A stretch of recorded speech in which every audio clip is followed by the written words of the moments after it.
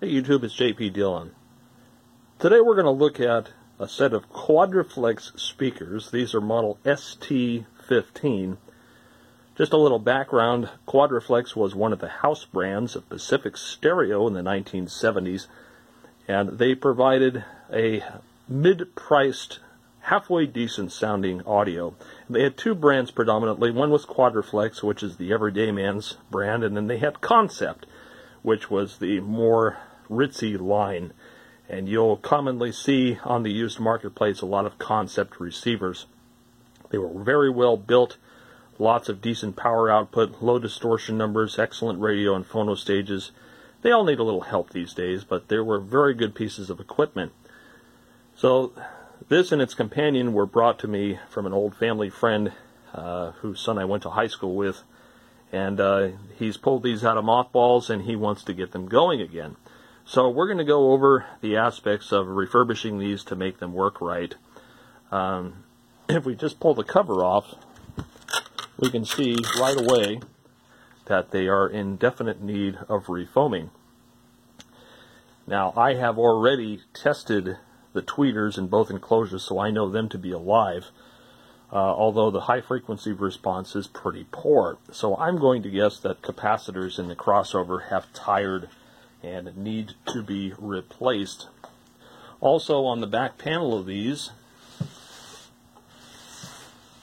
you'll find that they have a fuse and a set of terminals, and on the other set, this terminal is broken.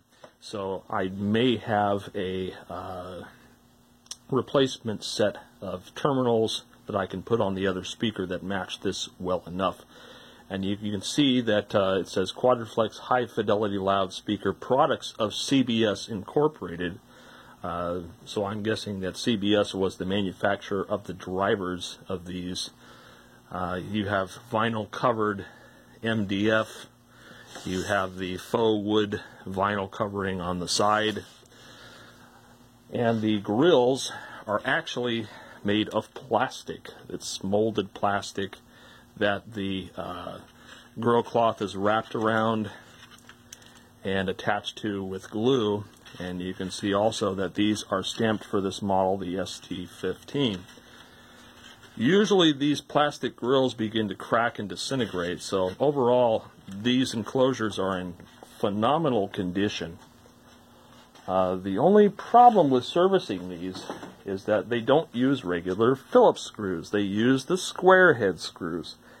Now, I do have a couple of tools that will allow me to get the screws out without destroying them. So what we're going to do first is pop the woofer out and take a look inside the cabinet and see what we're going to need as far as capacitors. So let's get to it.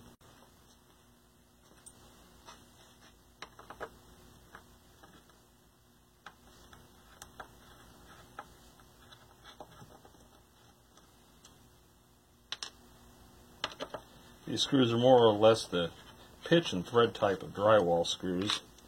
And I suppose if you wanted to, you could exchange these for drywall screws, just so long as you maintain the correct diameter so that they bite into the MDF correctly.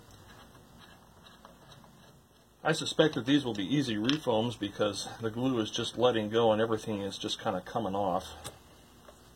So let's go ahead and remove this trim ring and put it aside for when we refoam them.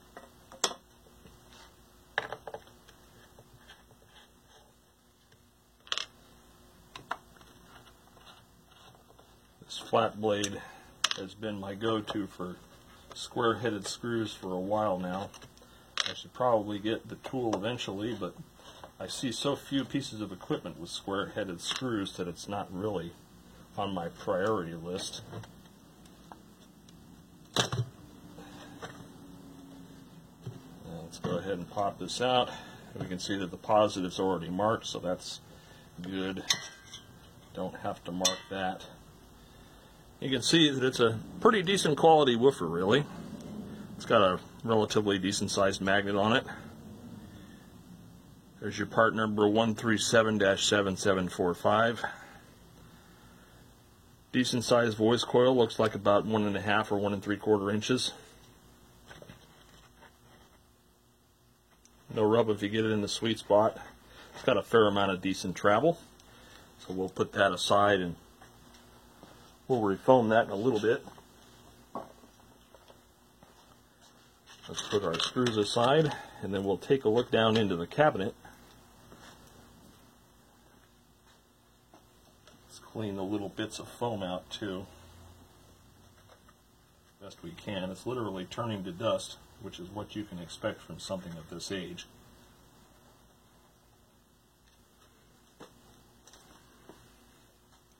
Okay, let's tip this up. And so there's looking down into the cabinet. You can see that they have a piece of polyurethane foam as a dampening agent. So let's fold and remove this. And you saw a fuse cover on the back, but if we look down in here and see if we can get some better light into here,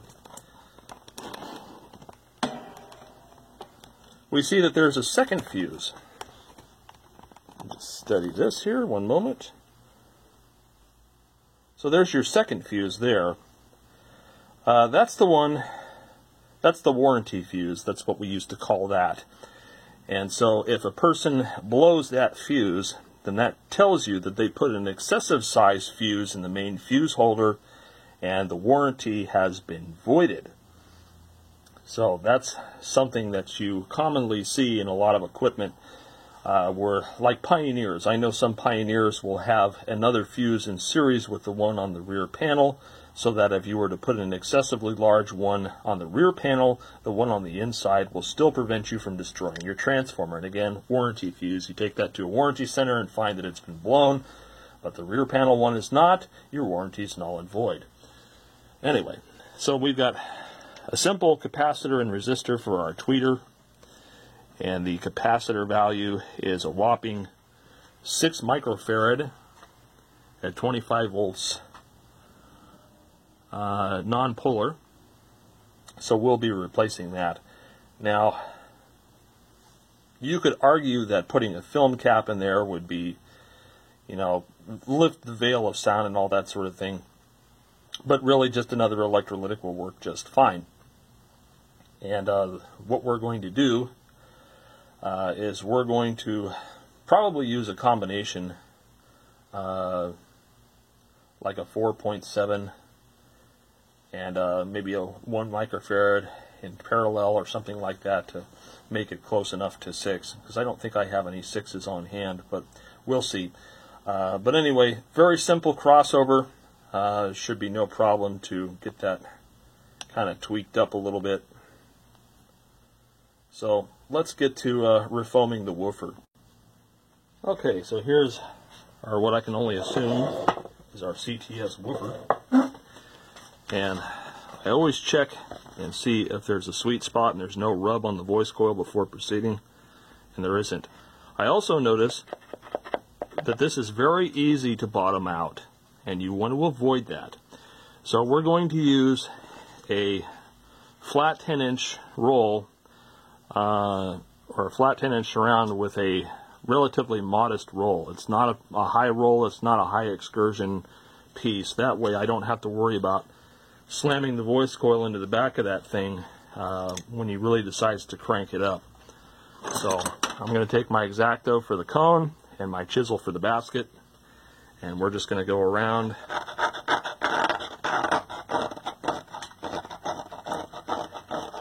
and get rid of as much of the original foam as possible.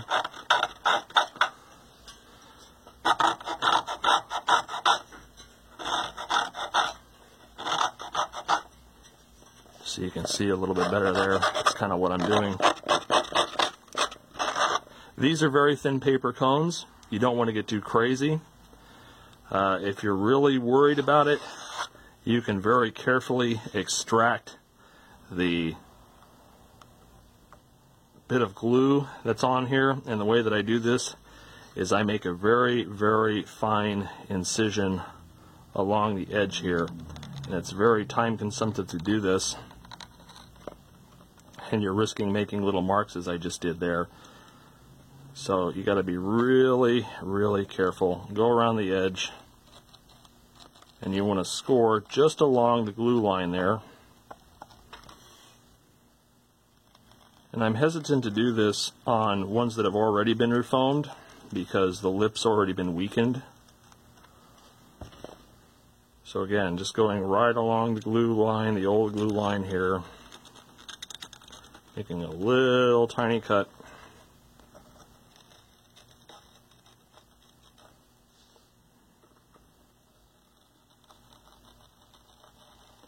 And you'll see what I'm doing here in a moment. I'm going to very carefully take away the tiniest layer of paper that the old surround is holding on to. Now, the glue that I use is very aggressive, and it will adhere to this as long as you've removed the old particulates of foam. But if you're really into having it be perfect, you want to do this method. So I'm going to slip my knife underneath here, and we're going to very carefully make a cut on the old foam, and I'm going to pull away from the center as I remove the old bit of surround, like this. And you can see that the tiny layer of paper is giving up and allowing me to remove the old surround. And again, you want to avoid this on speakers that have already been refoamed because the lip's been weakened by the previous removal of foam, and you don't know how much is left there to support your new surround. But making the little cut means that the paper will tear at the cut rather than you obliterating the cone as you try to remove the old surround. So there we go. That completely removes the old surround there. You can see that we have nice fresh paper here to adhere to. And then the next thing we can do is go to town on the basket with a chisel. Make sure your chisel's nice and sharp. Make sure you have very good control of it so that you don't slip and puncture the cone. Been there, done that. It's not fun. And we're just going to go around the edge like this.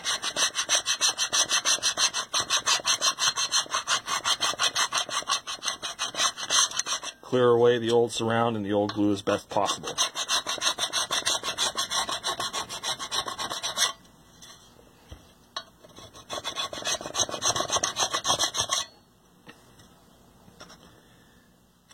And then we can actually take a brush here and just clean all the debris away. Sweep all the debris off the bench. Let's get the tools out of the way.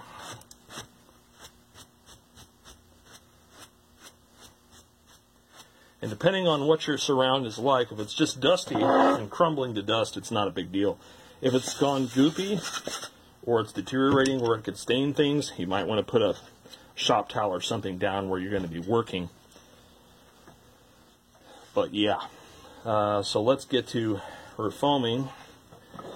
The first thing I'm going to do is check and see if this new surround is the correct dimensions.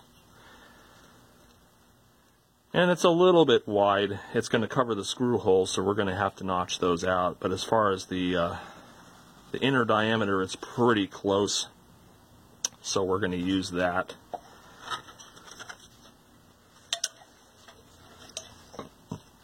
And what I'm going to do first is we're going to lay down a bead. Now I do it on the surround. Some people do it on the cone. I do it on the surround because there isn't a perfect match between the lip of the cone and the surround. So I don't want to smear the glue all over the cone and make a big mess. So we're just going to put a very fine bead of glue along the inner surround here.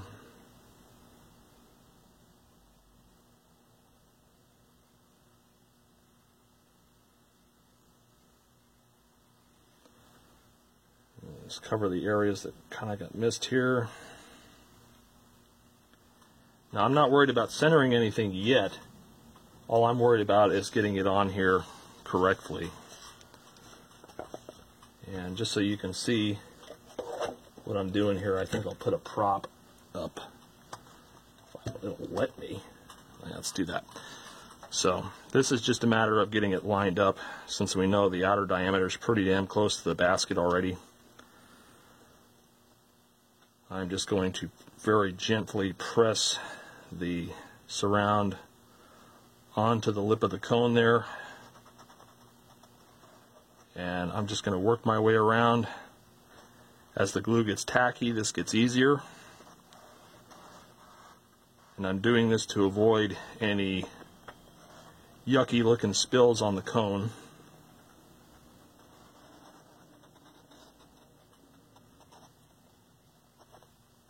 Because after all, you don't want to look at an ugly cone full of nasty glue after you took all the time to refoam these.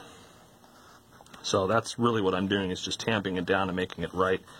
I'm going to put it back up on its magnet here so that I can get this properly aligned and looking good.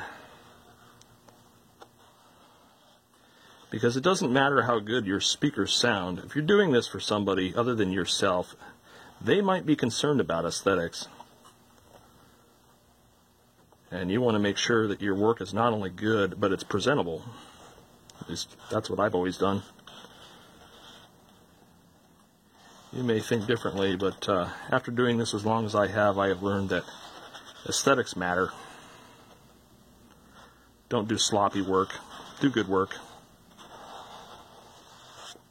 See, this becomes much easier as the glue gets tacky. And this stuff from Springfield Speaker Repair that I use is very good adhesive.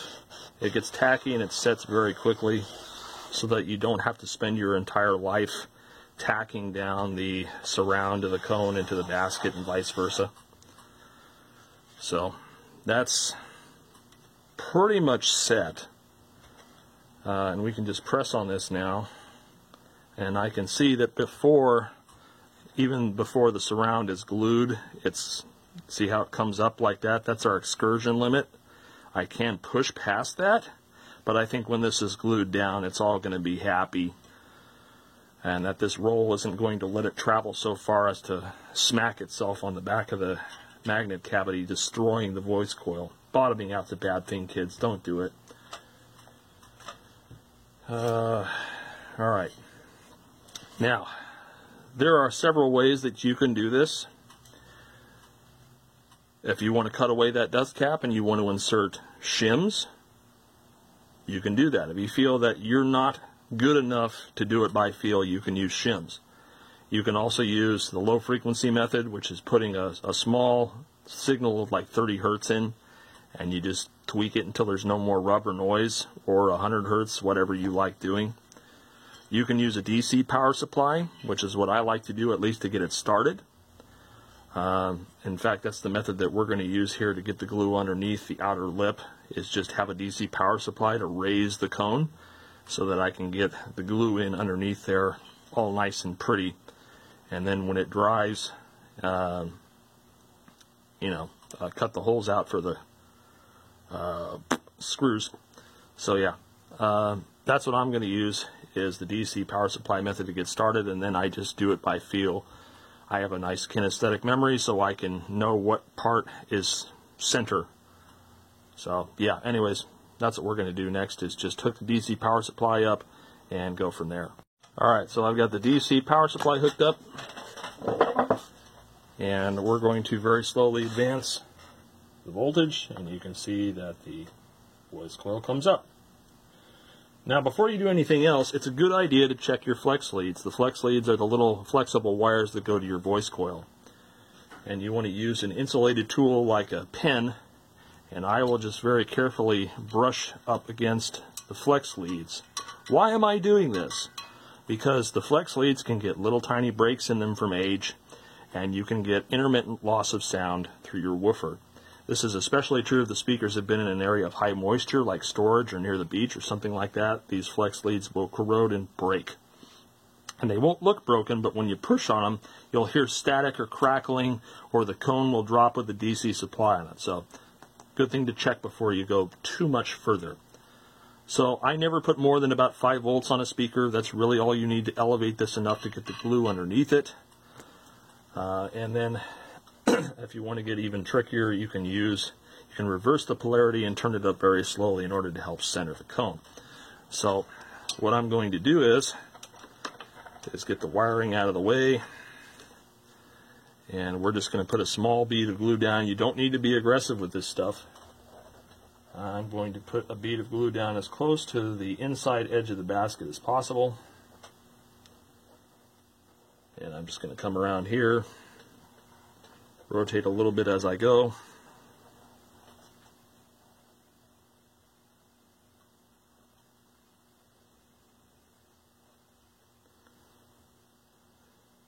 Having the DC power supply makes for quick work of it.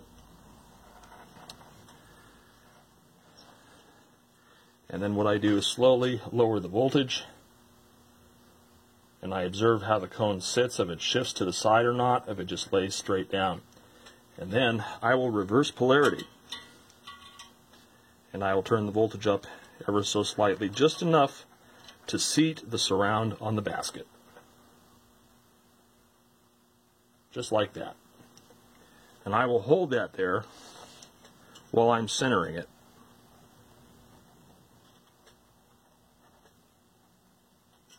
Once I get that sweet spot,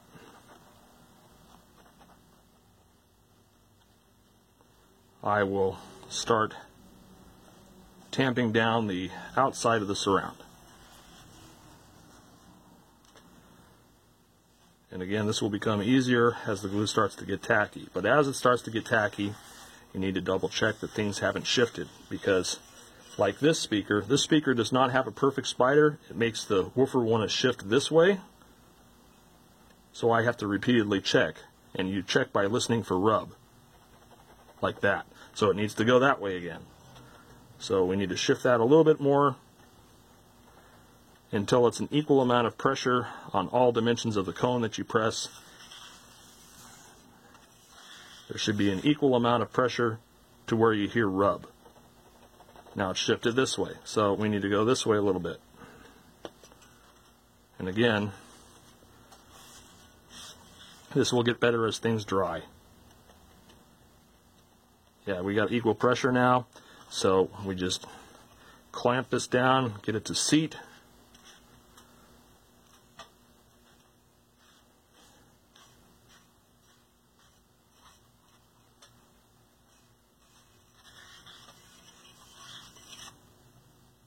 Keep double checking your work,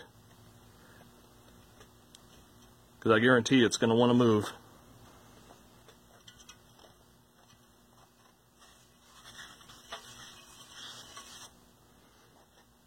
Okay. Awesome. Well, you can probably take it off the DC supply now. Looking really clean. Very nice. And we can double check that it gets close to the excursion limit but doesn't easily bottom out. That's good. Push up a little bit to make sure there's no rub when we push up, indicating a deformed voice coil. So this is going to set in the next minute or two, because that's just how this glue is. I'm just going to go around the perimeter one last time and make sure that it's seated and drying. So while all of that's going on, we're going to prep the trim piece to reattach to the woofer. And I'm going to come back again with my X-Acto, and we're just going to scrape away at the remainder of old surround here. This you don't have to be perfect with, because all this is a beauty ring. It's not going to do anything other than look pretty and cover the surround on the basket. It serves no function for this purpose. Now, if this were a rear-mounted speaker on the baffle, yes, this is important, because it not only provides an anti-resonance, but it also provides an air seal in most cases. Alright, so I'm just going to take my finger and rub off the powder.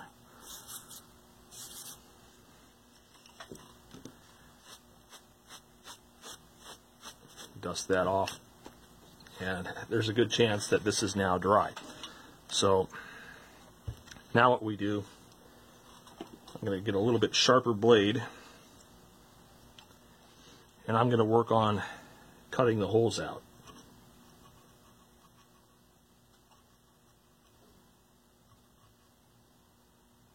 And this takes a little bit of patience. You don't want to go too quickly because you could tear your surround. Or you could miss and puncture the surround that you just put on the cone. Been there, done that.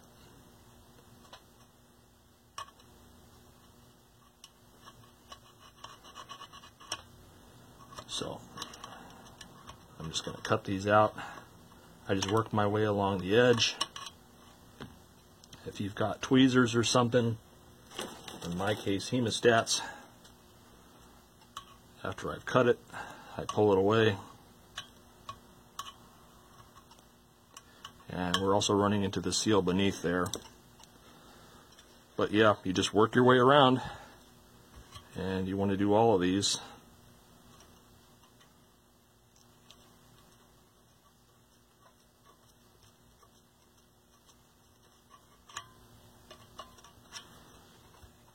The reason why you do this is you don't want the screw to catch the surround. Otherwise, as you tighten the screw down, you end up tearing the surround, and then it just becomes a headache.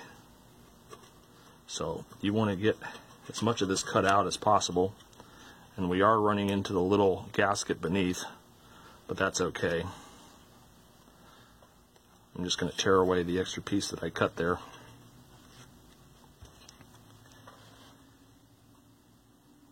And I do a little pokey and watch the surround. Make sure I'm getting it in the right spot. No sense in making holes where they don't need to be.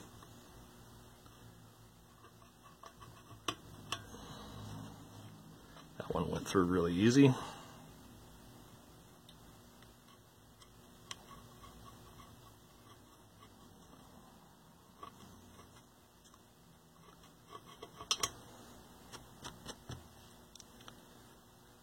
Gotta make sure that this is tight. Sometimes this gets loose. Don't need a blade popping out. It's sticking you.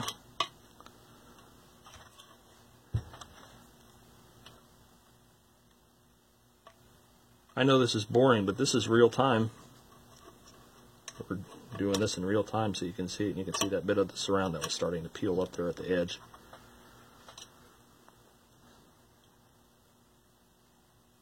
Gotta keep making sure that's tight.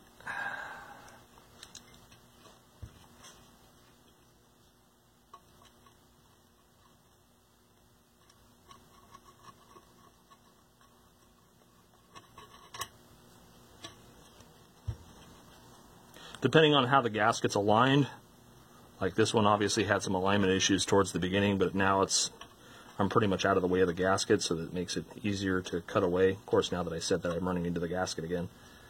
And then this housing is getting old and tired. It doesn't grip the blade as well as it used to.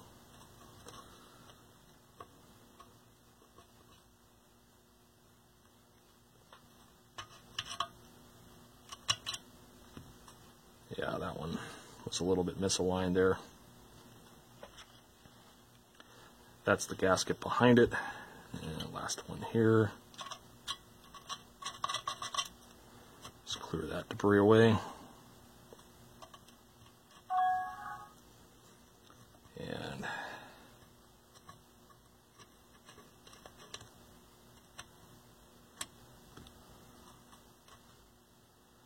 all right. So that's good, and now next we can attach the beauty ring. Alright, and attaching this is pretty easy. I'm just going to put a bead around this thing here. Make sure you're putting it on the right side. I've done it where the glue went on the wrong side. Thankfully I had a replacement, but that was embarrassing. And you don't have to go crazy on this. Again, it's just a beauty ring. It's just there for looks. So don't go nuts with the glue. Just put enough on there to keep it there. And then again, I'm just going to set it down in here.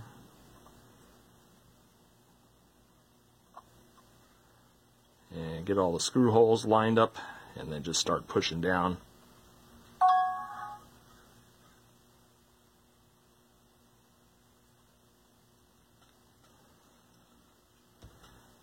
And then we can just work that around the edges. Once you get it to set, you can literally just turn this upside down and use gravity to hold it in place while it dries. But yeah, that's pretty straightforward.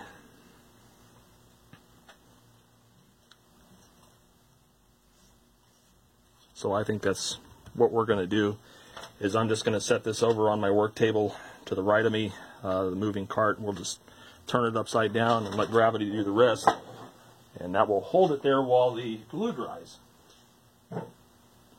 And so now that we've done that, while that's drying, we can focus on the capacitor replacement.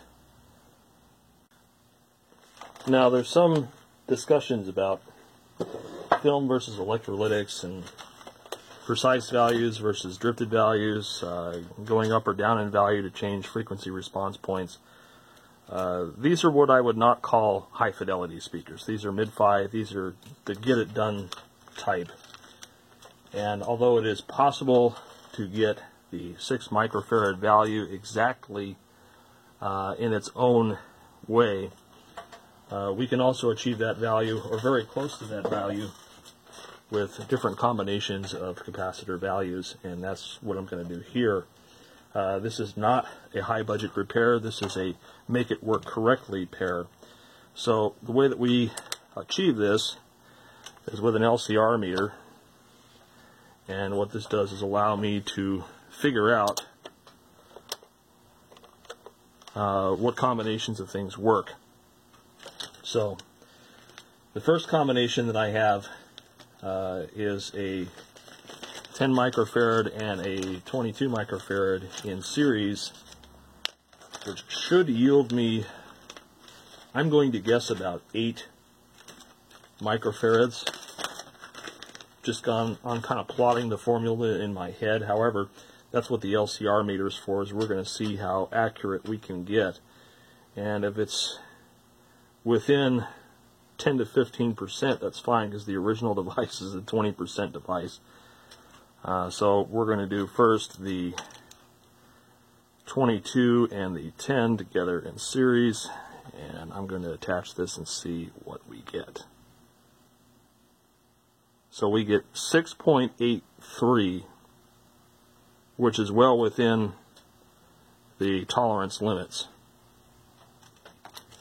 The other combination would be a 4.7 and a 2.2, which could yield very close to what I want as well. So I'm going to try that.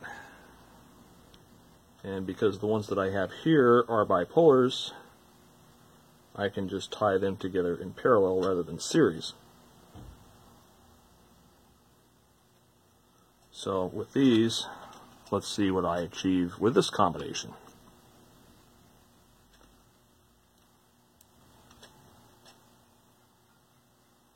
So it's not too much difference. It's 6.5 versus 6.8.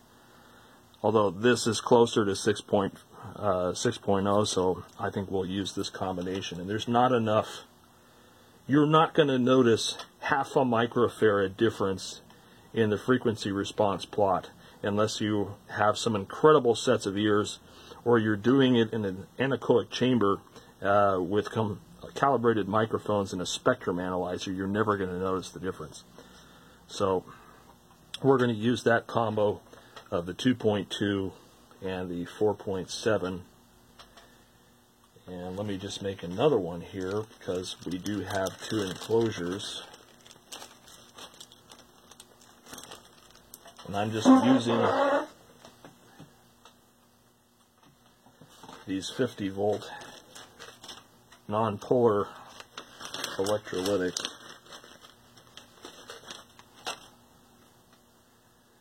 And let me just finish tying the other one here together.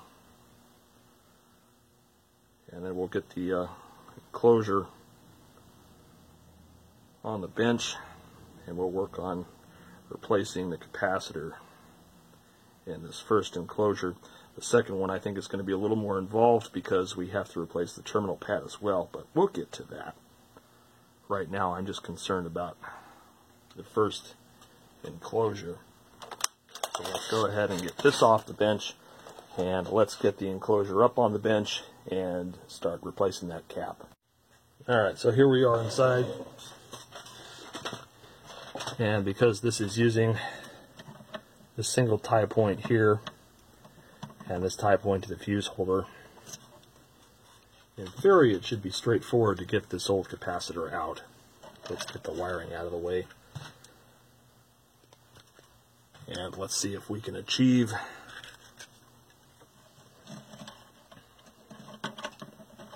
desoldering the old cap.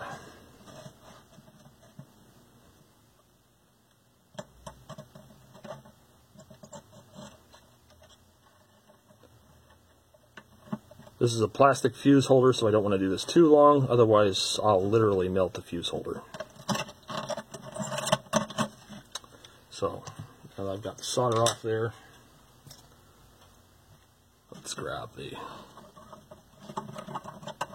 undo the capacitor, and we can see that this is just being held in place by that little clip. This is plastic, it's not conductive, they weren't worried about that. I will secure that with a little bit of glue after I'm done here. This is twisted together. I don't want to go nuts over this. In fact, I also don't want to break the I don't want to yank the wire out of the resistor either, so maybe I'll just clip it and attach it to the resistor, which means we might have to relocate the resistor because of the distance of the leads on the new capacitor that I'm going to put in here. And let me just finish soldering the two caps together, and then we'll stick it in here.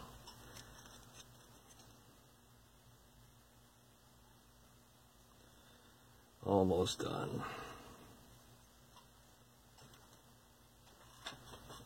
Okay.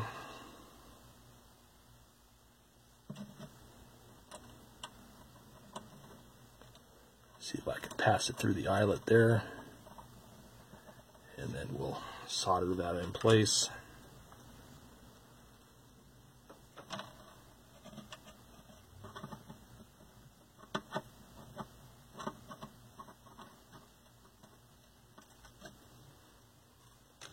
And once the solder hardens, give it a good tug, make sure there's nothing else loose here, and then we'll get this down here. Yeah, pretty much like I thought. I'm going to have to relocate this resistor. That's okay. Just make our little J-hooks.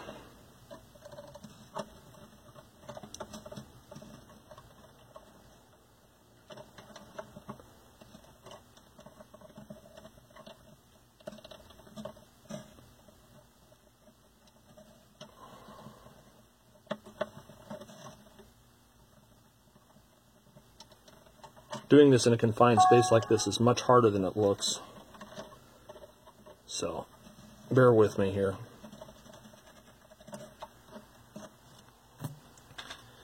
And now we're going to solder this one up.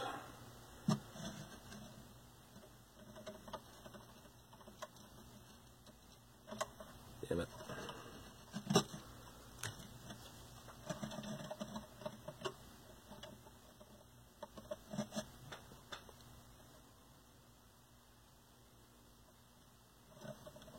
Okay, so that's in there.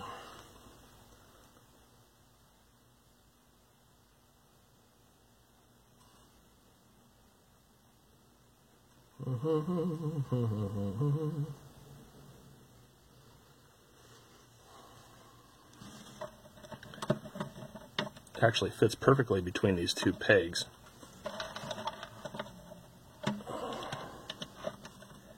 And so what I'll do also is we'll put a little dab of the glue on the wire. hold that in place, and then a little dab on the resistor to hold that in place. That way it doesn't move and rattle around. So that's good. We're going to give that a few moments to set, and then we'll start putting the cabinet back together, and we'll get the woofer back in, and then we'll do a frequency sweep on it and see how it sounds. But out of curiosity, let's see what the old capacitor tests like. So if you're curious, here's the old capacitor that we removed from the crossover.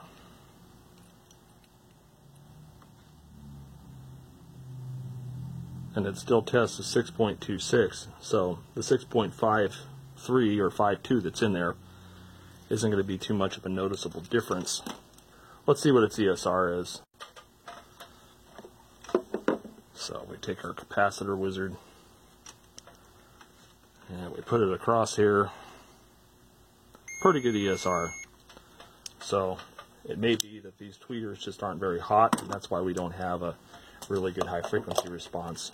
I didn't hear any resonances, but it doesn't mean that tweeters are good. Tweeters get stiff with age, especially if they're the ARs that have ferrofluid in them, but the cones just might be stiff on these ones. So next thing let's do is let's get the woofer back in and then do a sweep test. Alright, so here's our happy woofer we just refoamed. Let's make sure that the foam brick is back in the cabinet.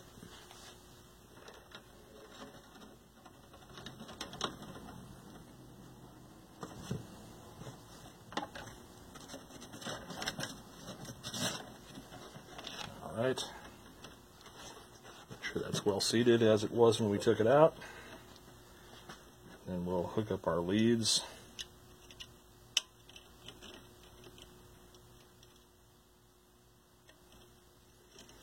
Alright, and we'll set this down in here, make sure all the holes line up, and we'll start putting the screws back in.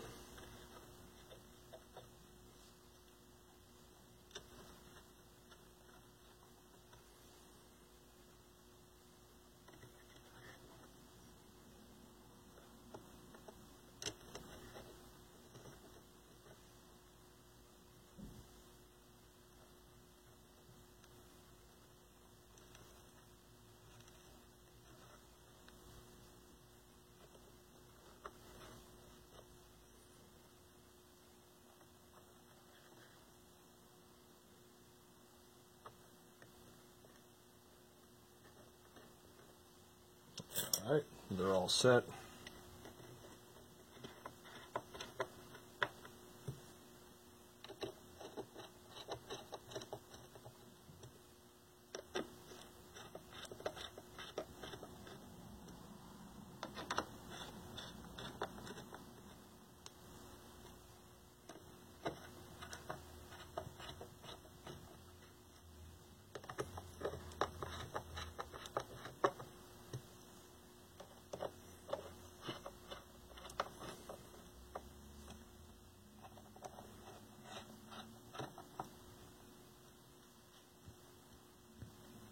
Cool.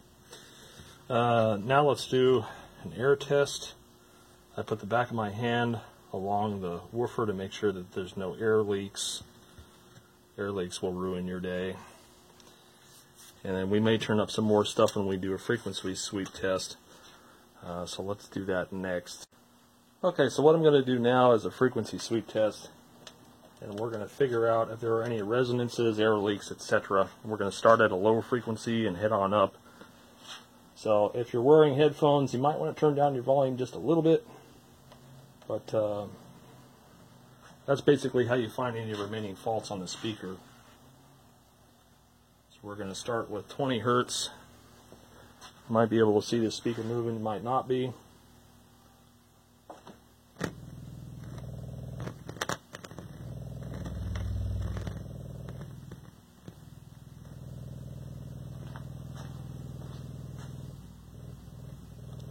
And already we found a fault. Hear the cabinet there? Got a loose joint. when I hold it, it goes away. So that means this will get really obnoxious as I go up in frequency, depending on what the resonant frequency of this is.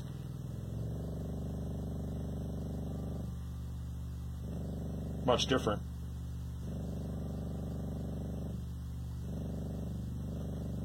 And it's right here on the left side, or right side rather. This side's still fairly secure.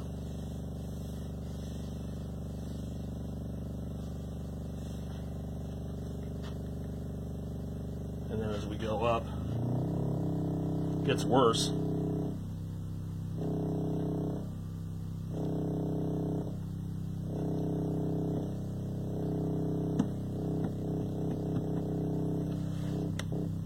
So that's really this baffle and this baffle resonating together. If I hold it, pretty good.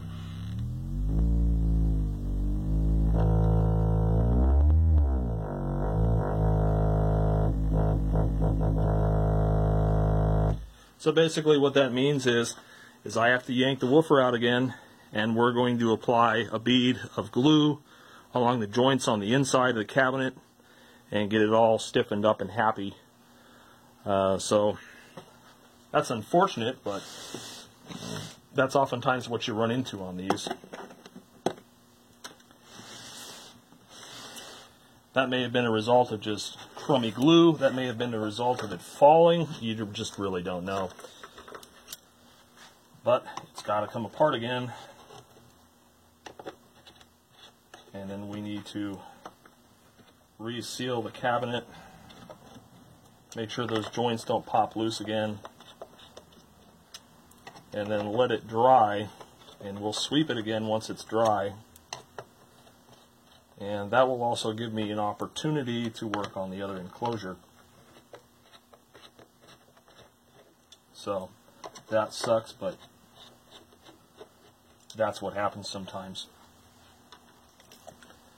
So let's go ahead and pop this out, assuming I can do that without destroying the trim piece that I just put in there.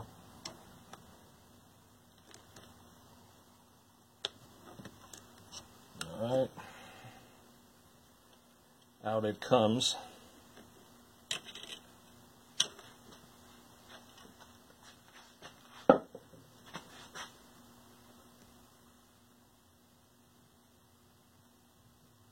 And it's definitely the front baffle that's moving. This doesn't move, but this moves a lot. So we're going to go back in here. Let's see here. They've got a brace or something there. Blah, blah, blah. There's a big gap there too. So this is really, that's really a problem. So they've got what looks like an old brace or something back in here that's busted loose. Can't really see it on camera, but it's there. So I actually find that the Evil speaker glue works well for sealing joints.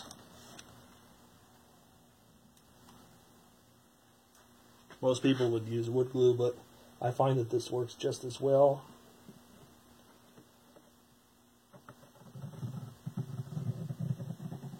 So we're just going to apply a heavy amount there. Take a look inside for any additional joints that may be busted loose.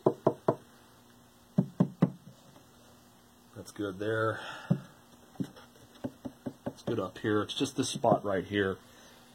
And then I may also very carefully inject a little bit more into the front gap there too. So what let's do is get it back up on its back here. And then I'm going to very carefully inject into this gap here. Which isn't going to look the prettiest, but it will keep it from vibrating.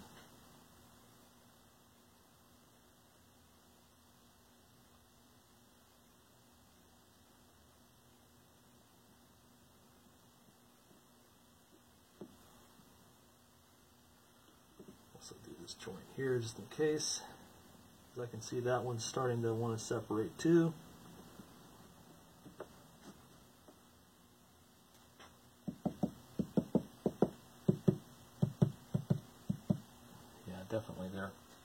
Okay, so we're going to let that set up for a little while, and we'll work on the other enclosure.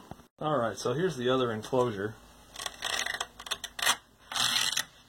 As we can see, this one is equally in need of refoaming as the previous one.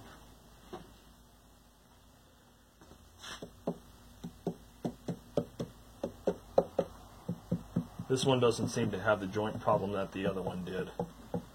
So we won't likely need to reseal the joints on the cabinet, although I may just do it as a precaution. So we'll go ahead and pull the woofer out, and we'll do the refoam job on it, replace the capacitor like we did the other one. And then this one, as you can see, has a busted terminal. The vinyl is also starting to peel back on that one, but I don't know if I want to exacerbate it by trying to re-glue it or not. And as you can see, I've got a terminal pad that in theory should fit into that location. So that one's got itty bitty tiny square screws, so that should be fun. So let's go ahead and get the woofer out on this one. And let's see if I can get you guys a better camera angle on that.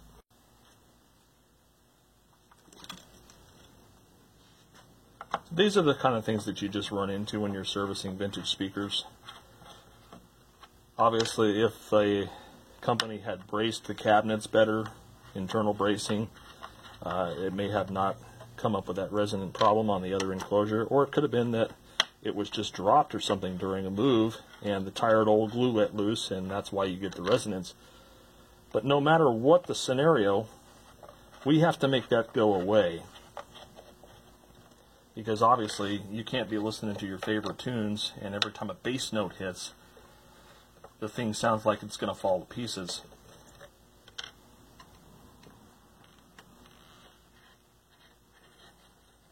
Now I know how easy these rings come off, and I'm sure you're wondering why I haven't taken the ring off yet. Well, the screws being at an angle, if I back them out, will actually gently push up and release on the trim ring, preventing the possibility, or reducing the possibility enormously, that I tear it taking it off the basket. Because there are still portions of this that are being held down fairly well, actually. And I don't want to risk tearing this, because I'd like it to look nice when it goes back down.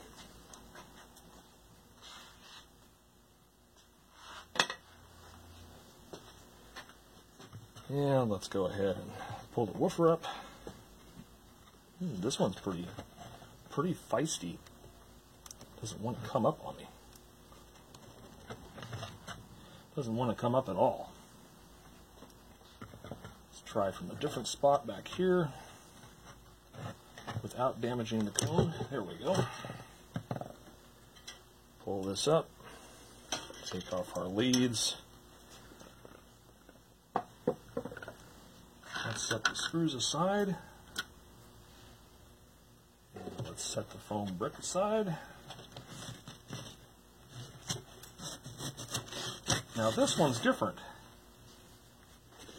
In addition to the foam, which I'll show you here in just a moment, they have put acoustic batting in this one in addition to the foam, which is weird. But so that it sonically matches the other one, we're just going to remove this and just leave the foam brick in like the other one had. Because you don't want there to be a mismatch between the enclosures. Okay, and if we look down in here, assuming that this camera mount will hold up. Maybe it will, maybe it won't. Let's get some light in here. Our crossover is very similar to the last one. And let's see if this is also a 6 microfarad capacitor. Yes, it is. Same company. And we can see the placement of the resistor is different, but otherwise it's the same. Here are two terminals here for plus and minus for the crossover, or the entry point for the crossover. So we're going to go ahead and desolder those wires and see if we can't get the terminal pad out.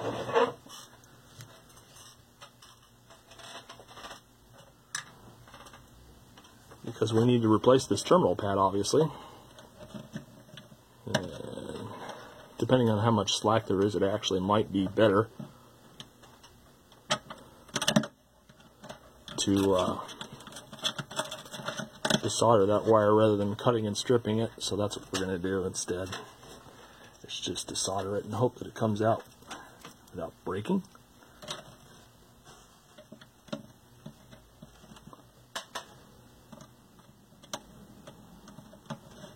I see that it's wrapped that way. There we go. Alright. So let's see if we can find a tool to get the old thing off. Come on.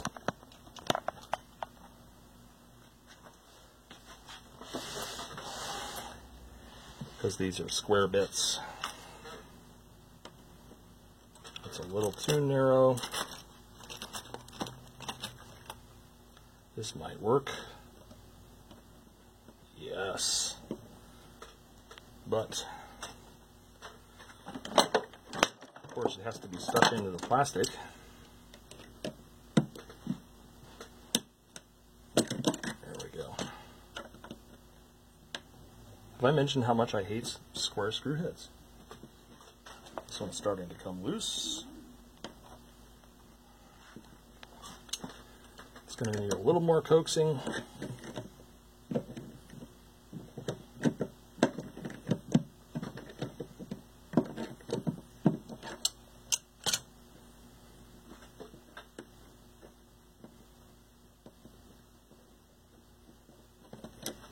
Alright, there's one screw.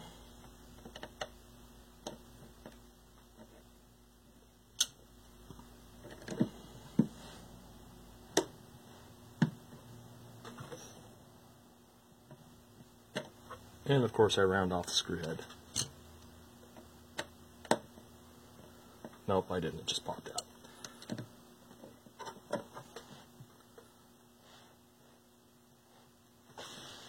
Problem is I have nothing to brace this with, and I need bracing. That screw does not want to budge. Not at all. And since this is plastic, what I may have to do is end up heating this a little bit to get it off. In fact, let's try doing that. Let's get it a little soft. Get the plastic a little soft by heating this.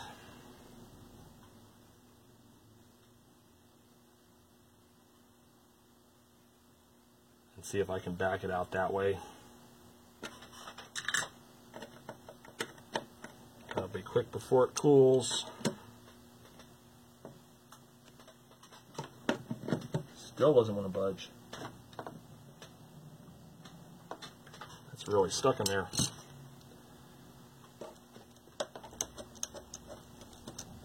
Well, since we're replacing this anyways, I think the best thing to do is just break this off, and then we'll extract the screw. I know that's like mega violence. I'm sure I just offended somebody there. Grab a hold.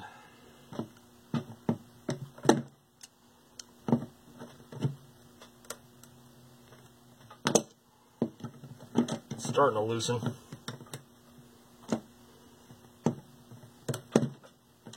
Yeah.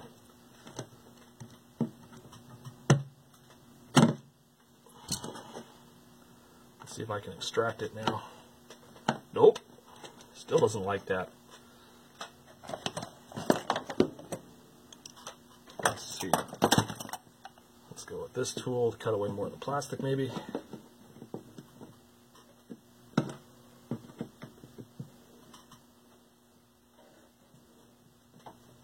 Yep, it's turning. I can see it turning. Man, this one is just awful.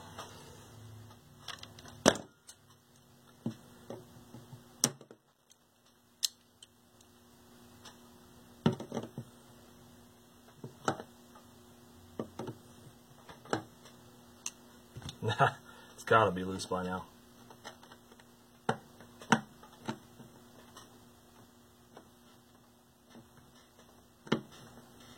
I think I'm going to be using some different screws for this one. This head will be dead by the time I'm done extracting this.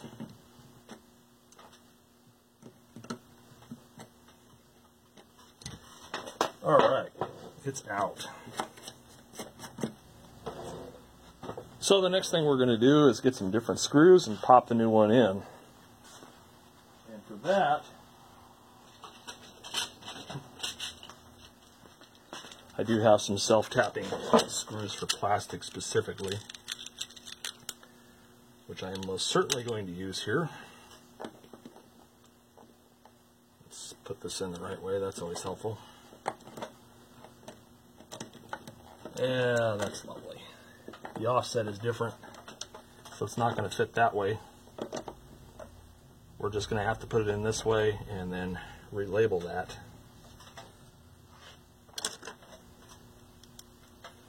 Not a fan of that, but don't really have a choice at this point. That's the part that I can muster.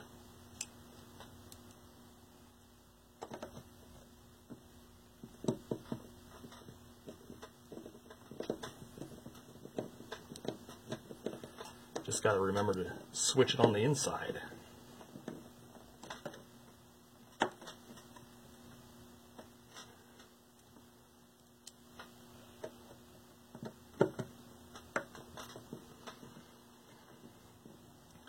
In fact, so there's no confusion, I'm just going to black these out.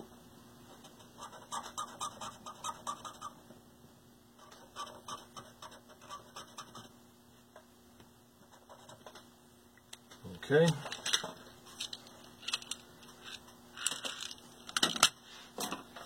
So now, let's hook the terminal pad back up. And we have to remember that it's now backwards from what it was before.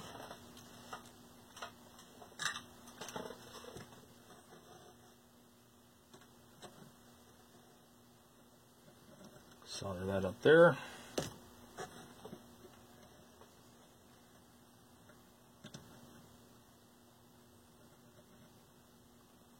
Come on, grabby, grabby.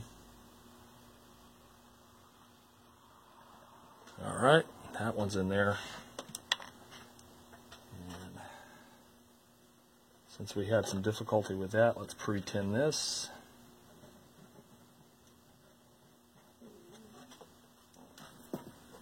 And let's get our negatives together, and then we'll attach them to the terminal.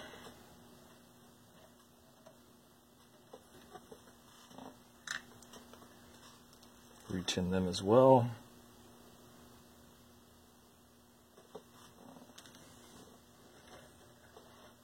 And yes, these wires do get really toasty, but as long as you're not on this for a long time, you won't burn yourself. Which is why I always say it's really crucial to have a hot iron so that you can do the work quickly. Alright, so while we're in here, let's move this back around. And let's see if I can tighten this without the camera falling over. Let's go ahead and replace that capacitor while we're in here.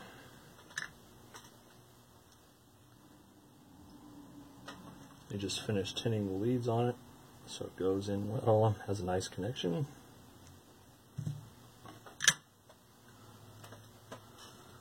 And then let's go ahead and remove the old one. Funny how they have this one wrapped around a peg or something, like it had an issue.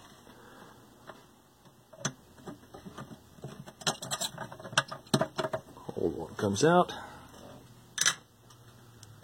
And then I'm more or less going to do the same thing that I did with the other one. Oops.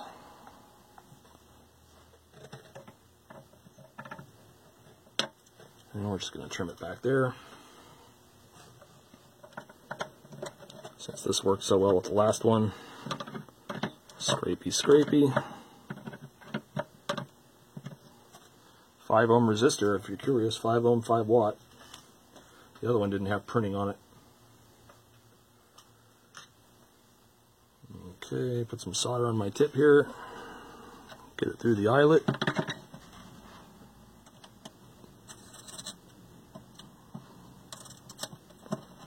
And then solder it in.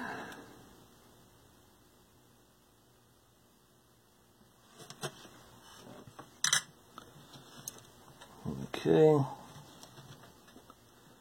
And we'll make our hooks.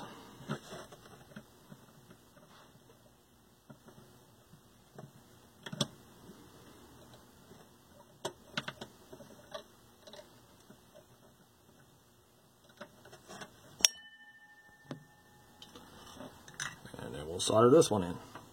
And then we'll glue down the leads and the resistor like we did on the other one.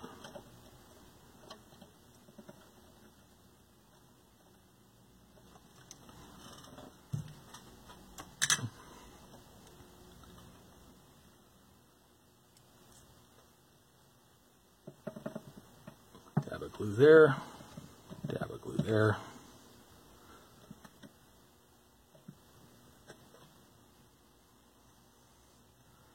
Okie dokie. So that takes care of the crossover portion for this one.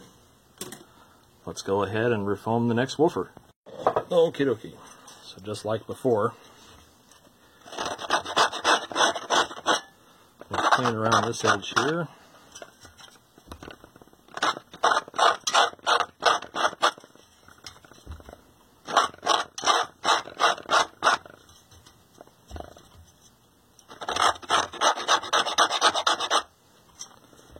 Get all the basic garbage out of the way. And then we'll make our little incision with our sharper X-Acto.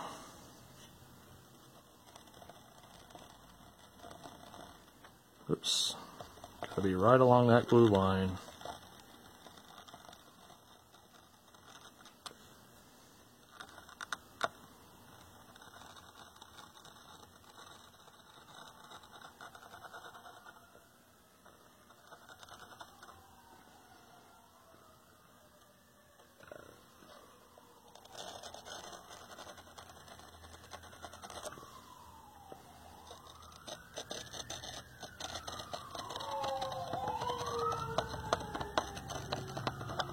Yeah, this is the second location that we've been in where we're pretty much a thoroughfare for fire trucks and ambulances.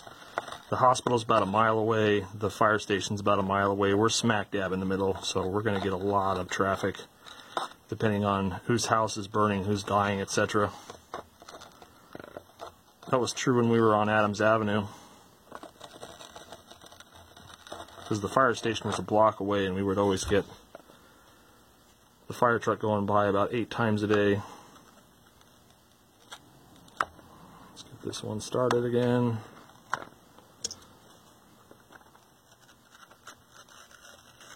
And we'll pull this one away like we did the last one.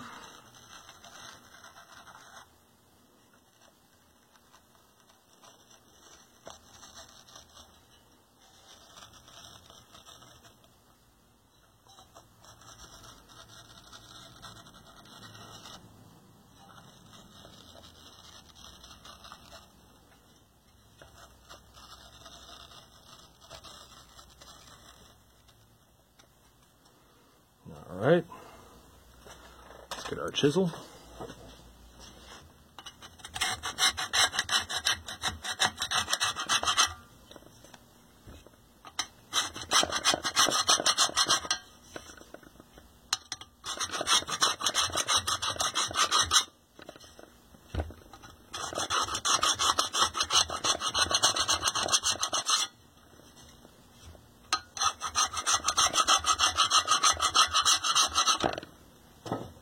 Okie dokie.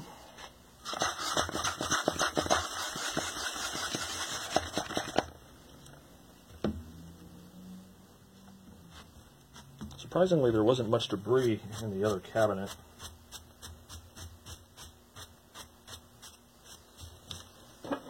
Okay.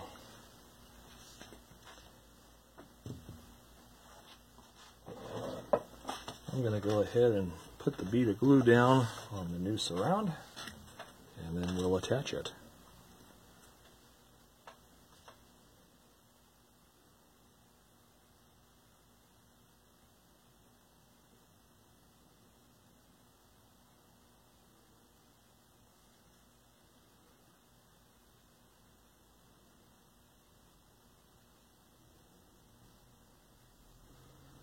Get a couple of spots I missed here. Alright. And since you saw the first one, I'll go ahead and do the second one.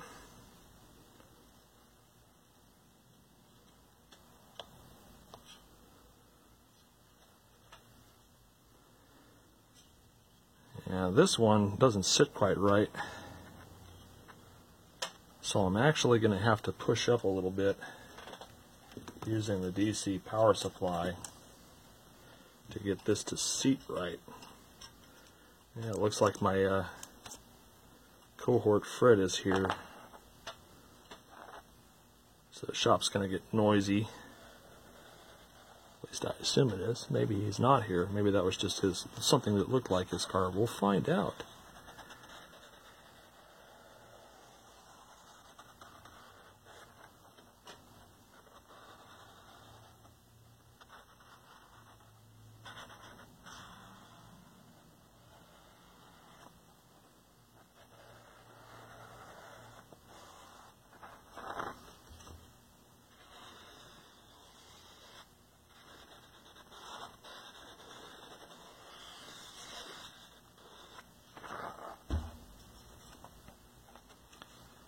Turn that up a little bit more. This spider sits very crooked, so I anticipate this one's not going to be too fun to glue down to the basket. It's going to want to pull in one direction.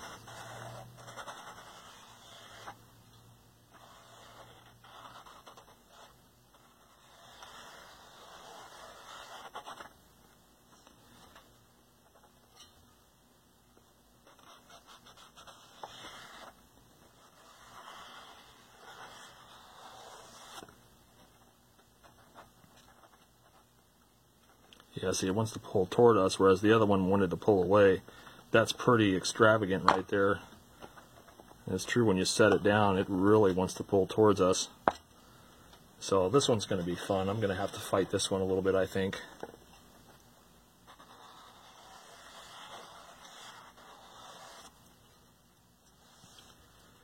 Let's go ahead and lay down our glue anyways, and then we'll start the process. I guess he's not here, just looked like his car.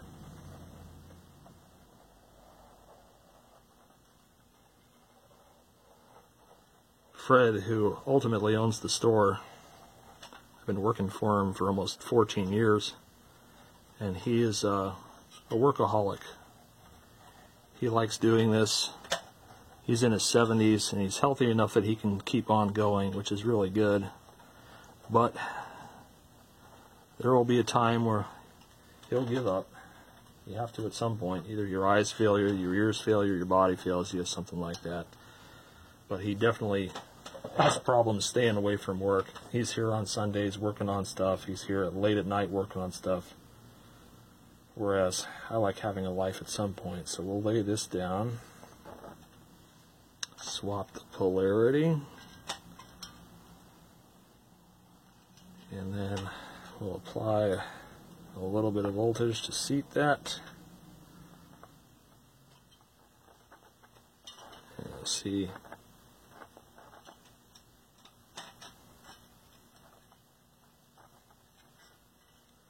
how well I can get this centered. The noise is the clip lead, so yeah, it's not the flex leads. I was just double checking. Let's see if we can get this centered. And then we'll start sticking this surround down.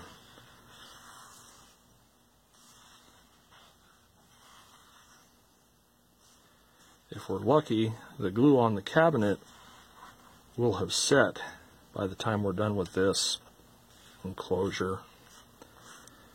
And then we can sweep test both of them.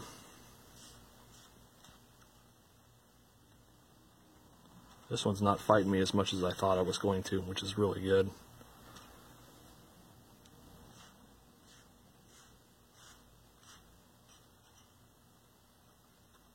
There is a lip here on the cone that I need to re-adhere. It didn't stick very well.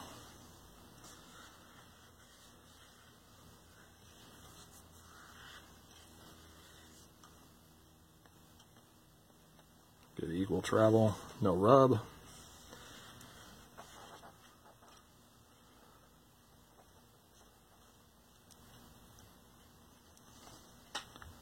It's easier to make it seat once it's tacky. I can see that this lip here is coming up, so we're going to take care of that. This one here didn't turn out so great either.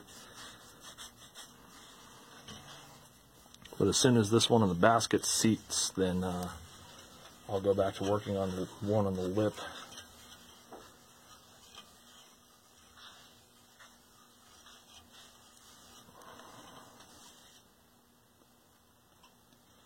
Alright,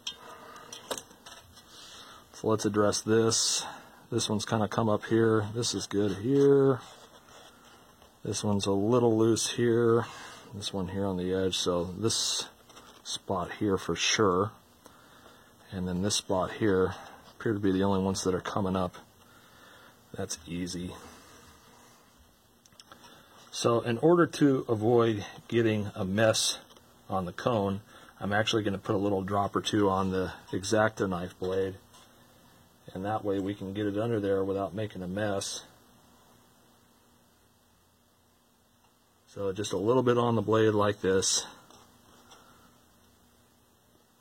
and I'm going to put it on the top side, do it again.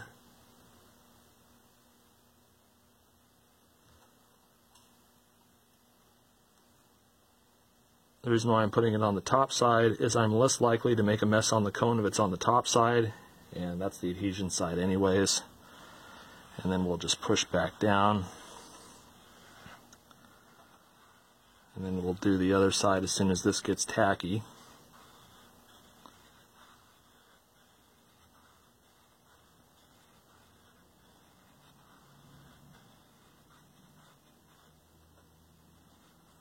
So let's switch over here, find out where this one was. Yep, there's the loose spot right there. Just feel it by coming up with my thumb.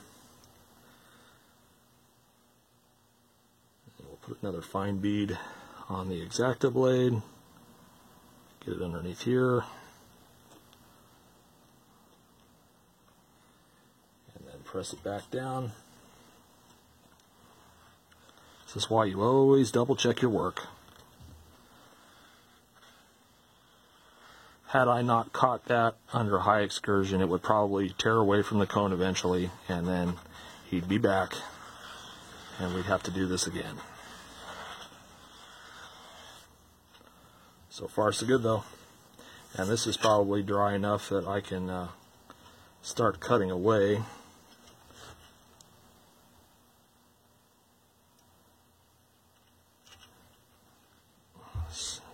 Catch it here so you can see what I'm doing, just cutting away at the surround for the screw holes.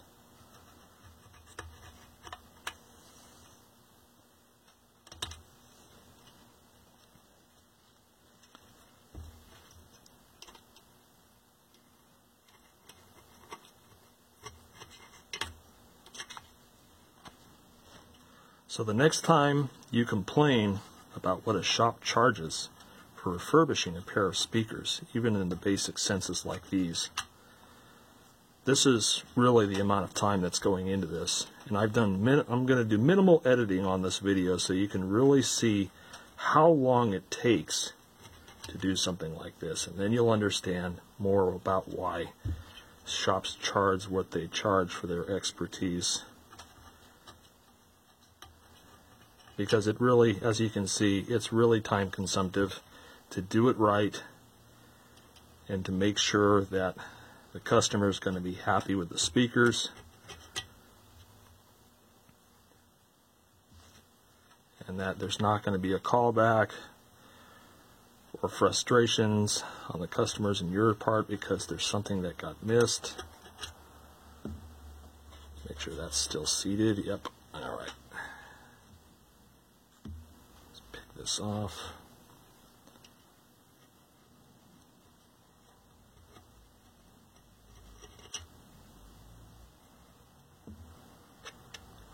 All right, now we just need to get our trim ring all cleaned up and lay that down.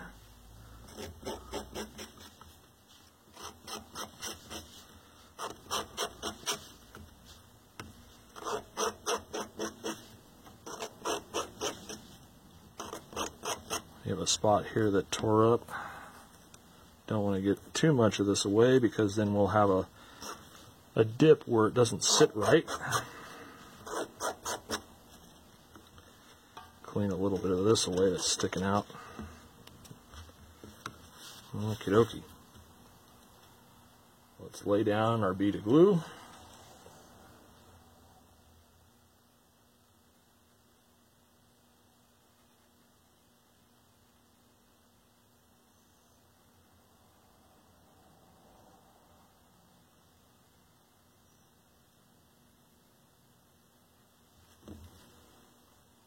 Okay, and then let's lay our trim down on our speaker.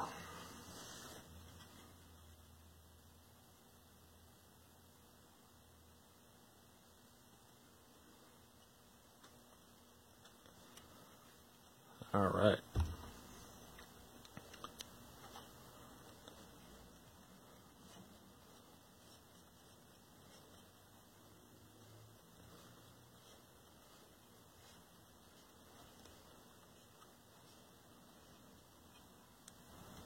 So far, this is going pretty good.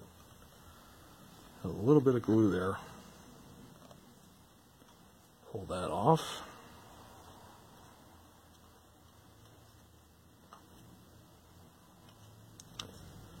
Okie dokie. So, while this one's drying, we're going to see if the glue is set up on the first enclosure we worked on, and do another frequency sweep on it and see if the cabinet resonance has gone away. Alright, the woofer's going back in the first enclosure so we can see if putting glue in the joints has helped at all.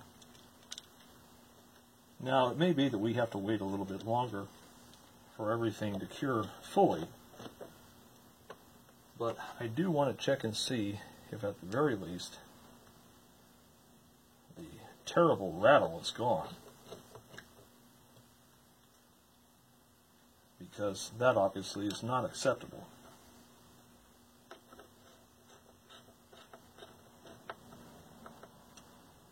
And then by the time that the woofer, or we're done doing this sweep test thing, the other woofer should be cured, and we should be able to put it back in its cabinet and do the sweep test on that.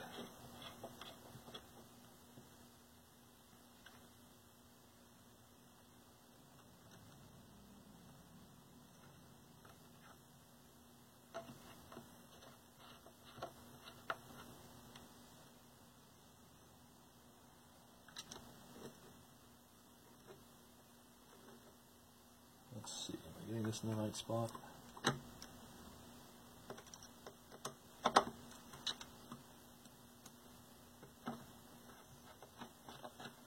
Yep, do not want to puncture that surround. That would be a bad day.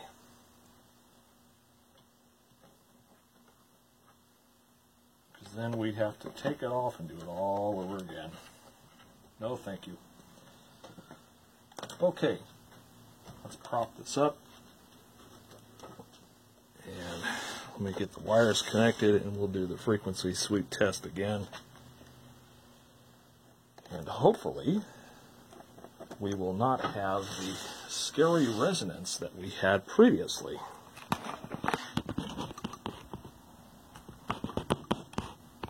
Alright, so let's start at 20.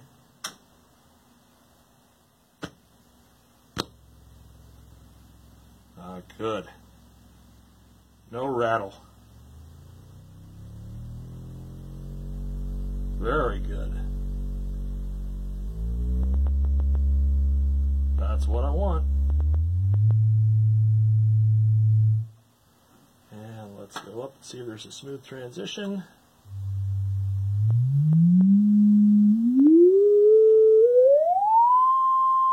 Woofer's still at 1,000. Probably goes out to about 2.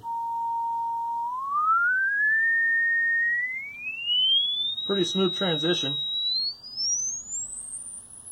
Good out to 10K.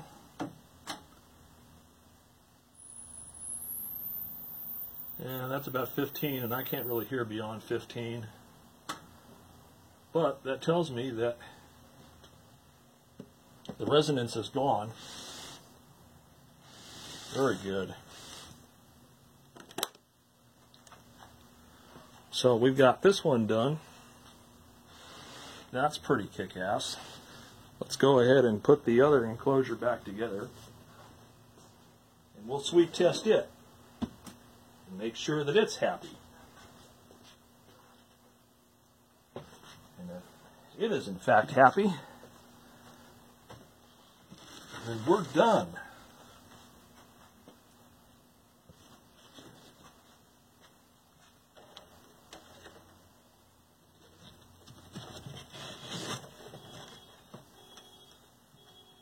Let's get our woofer. Sounds like a Mercedes horn.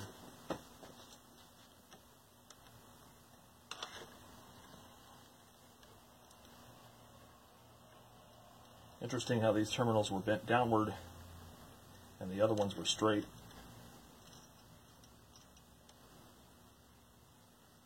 Let's see a little piece of foam here.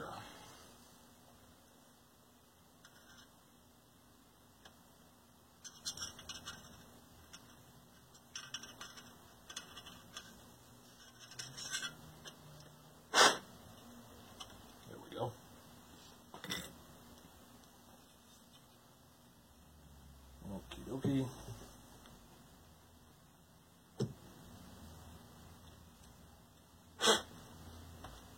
clean that up later. Let's get our screws.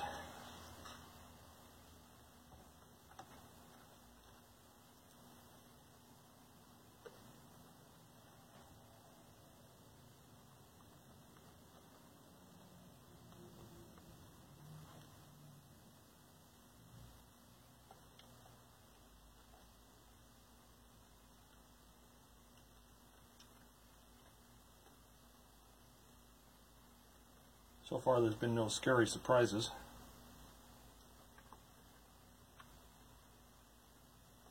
These all seem to be going together with ease.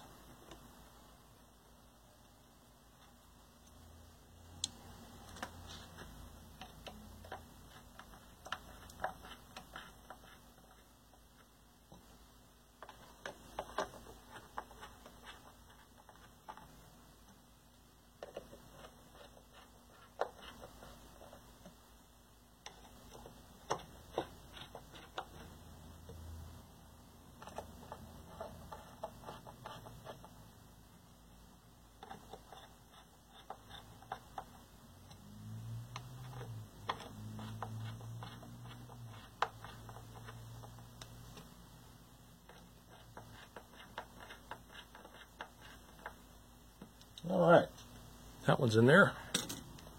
Let's go ahead and sweep test this one too.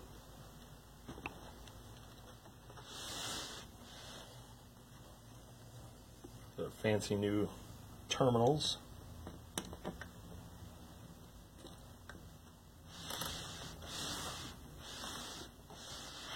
And let's see what we get.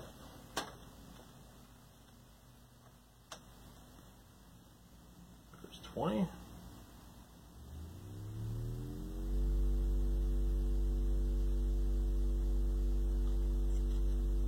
Air leaks, no resonance,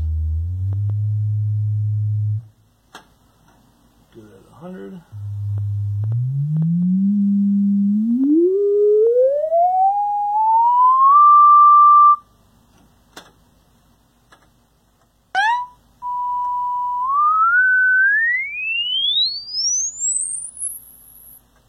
Good to 10.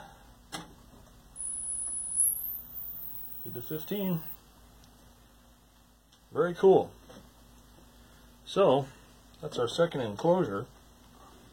Both of them I would consider done. No more resonance, good frequency response. We can play the briefest of moments of music, but you know, copyright police. So let me get that set up.